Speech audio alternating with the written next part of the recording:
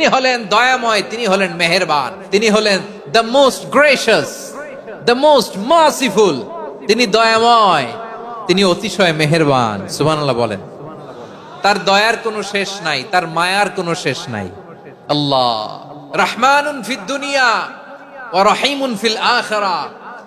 এই দুনিয়ার জন্য আল্লাহ রহমান, দুনিয়াতে আল্লাহ সবাইরে দয়া করে, কাফিররাও করে, মুসলিমরাও করে।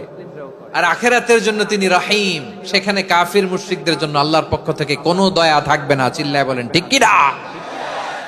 এজন্য আল্লাহ বললেন আমার মৌলিক একটা নাম হলো রহমান। আল্লাহর পরে অন্য কোন নাম দিয়ে যদি তোমরা আমার নাম প্রকাশ করতে চাও, জপতে চাও, ডাকতে চাও, তোমরা রহমান নামে ডাকো।